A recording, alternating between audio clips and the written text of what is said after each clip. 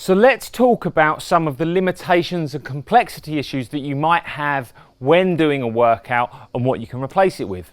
One of the first things that people will often experience is difficulty putting any weight on their hands.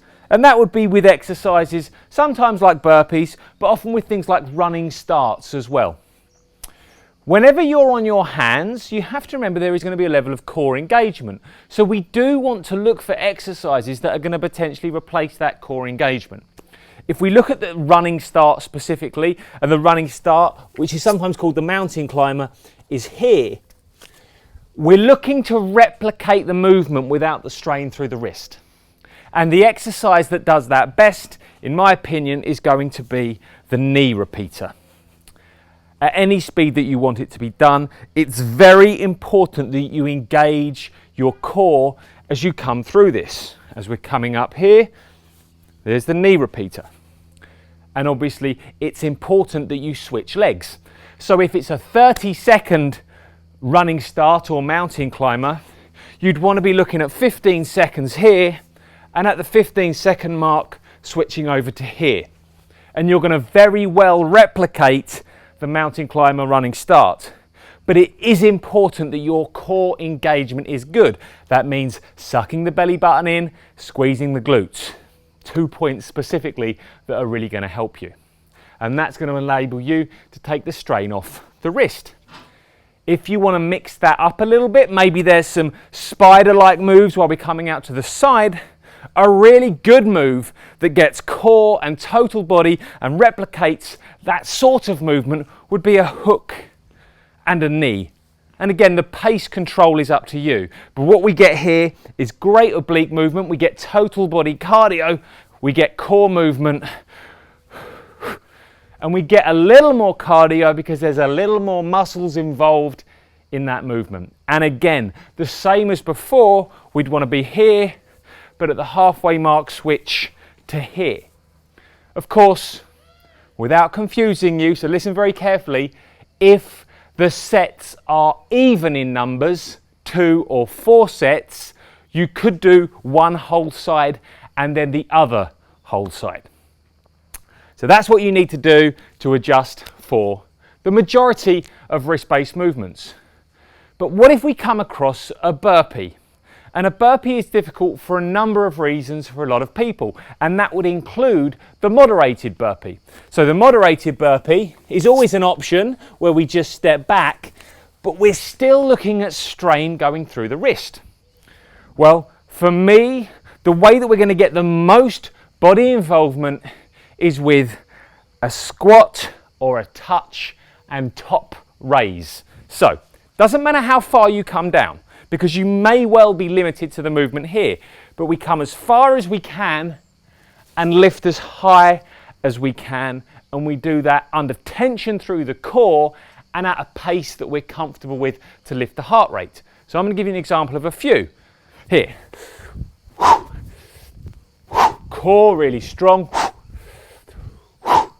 That is a fantastic replacement for a burpee, because we get that intensity in, but the core has to be engaged. There are, of course, ways that you can switch that up. If we're doing burpee punches, you might want to do a couple, followed by 4 punches, or whatever the exercise is that's coming in. Always a strong go-to for an intense movement. That's also a fantastic replacement for things that would be high impact, like heel taps. So a heel tap is essentially here.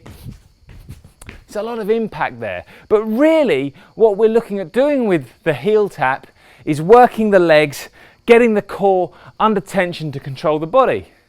And that's done perfectly well from here as well. Of course, the movements, all of the movements that we're looking at today are perfectly usable. It's got to be in your toolkit. You can mix it up. The exercises I'm giving you are exercises that are safe to use and are going to take you to a level that you're in control of. And any time you don't feel in control of a movement, you should be looking to switch it in for something like this. Another movement that I really like to introduce as a good high intensity, low impact movement for people that have complexity issues in any way, injuries, whatever it is the Scotty. Okay, because we can introduce both limbs or all the limbs working, and we can do that forwards and we can do it backwards.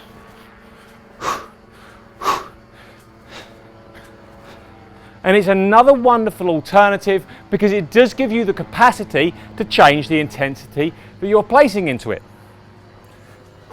Fast, slow and controlled. The intelligence to take this on yourself is huge in the development of your training.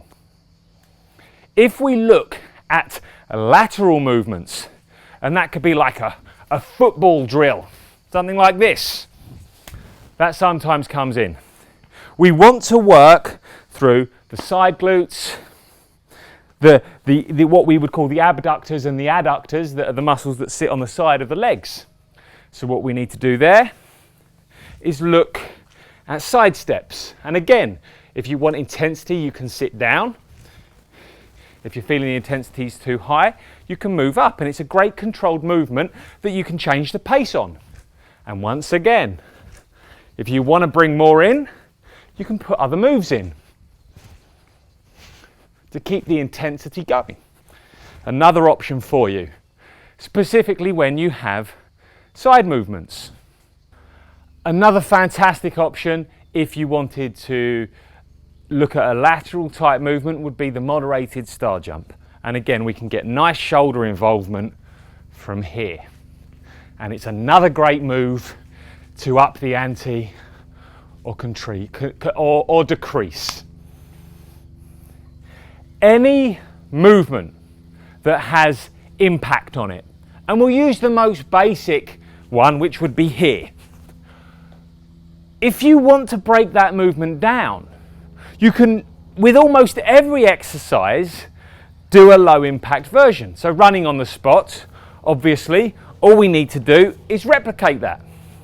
A jump squat, we just need to squat.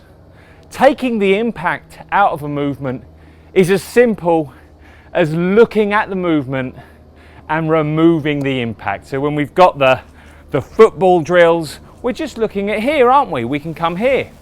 This is perfectly good as well, but then that brings the knee in if we come up. Guys, the most important thing here is that you are in control of what you're doing. This toolkit should allow you to always change up immediately when you feel uncomfortable, you feel the complexity is getting on top of you. And you should do so with confidence. There's nothing you're going to lose in a workout. And there's everything that you've got to gain by doing a good movement. And these are all good movements properly and at an intensity that you're in control of it.